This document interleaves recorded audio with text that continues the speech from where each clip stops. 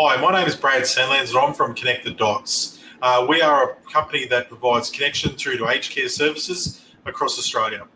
And we get a question quite a lot of confusion around what is aged care. So aged care can take a number of different formats. And to put it quite simply, it really depends on the level of care needs that you have and what stage of life that you are currently experiencing. So I'm going to go through a couple of the different areas of aged care services available to you as an elderly Australian. So the first one that I want to talk about is home care. So home care is very much that is services delivered to you within your home. So these services might be clinical in nature.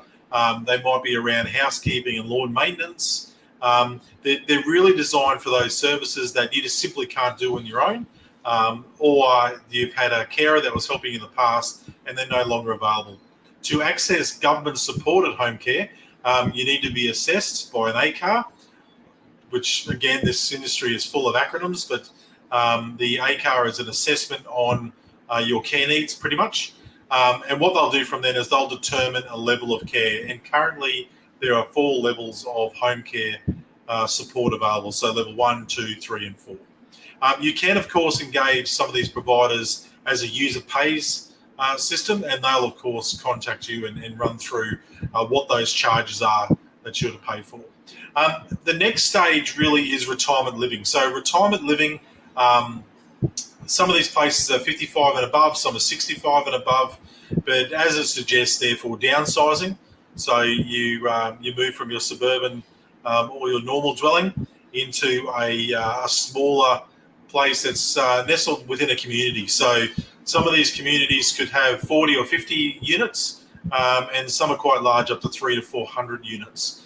They're different configurations. They've got different leasing type options or purchase types options. One thing to remember, though, when you go into retirement living, you don't own the property, but they'll go through what that means to you in terms of how do you then sell that if you need to down the track. Retirement living is a great way for those people that want to get out of the big house and move into a community where they can do activities together but still have their own space. So really important for a lot of people. You can, of course, get home care services delivered to you while you are in a retirement living community. And some of those retirement living communities also offer clinical support. Generally, it's user pays. So again, important to ask those questions when you're approaching a retirement living community. A big thing to note between retirement living and residential aged care is the level of care and the level of government support. You move into retirement living, you're not supported by the government to do so. That's at your own cost. And of course, they've got various cost structures. You move into residential aged care, you may be eligible for different levels of support. So I'm going to move on to residential aged care. Look, that's generally the final chapter of most people's lives. They move into that setting. It is a facility-based setting, so you're not in your own home. As an example, you've progressed where your care needs are too severe or too great to be handled at home. And when you move into residential aged care, as I said previously, you will receive government funding for different levels of care. Even if you have quite a bit of assets behind you, at some stage you'll be supported by the government in your care needs. There's a couple of different categories in residential aged care to consider. Everyone pays a basic daily fee.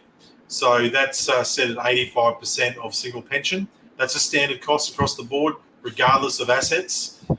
For your accommodation, it's very much based on assets and income. So if you're deemed to have a high level of assets and income, and that's set currently over $176,000, you'll be then required to pay for your accommodation.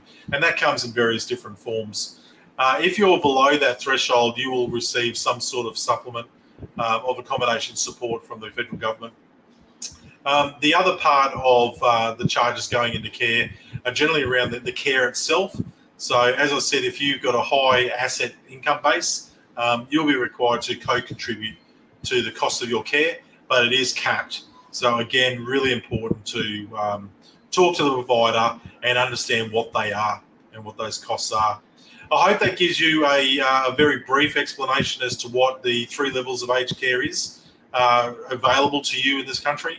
Again, if you need any support or you have any questions, please reach out to our Connect the Dots team. Our website is www.ctd.net.au, and our team are more than happy to take you through some of your basic questions and also connect you to care providers. Thanks again and take care.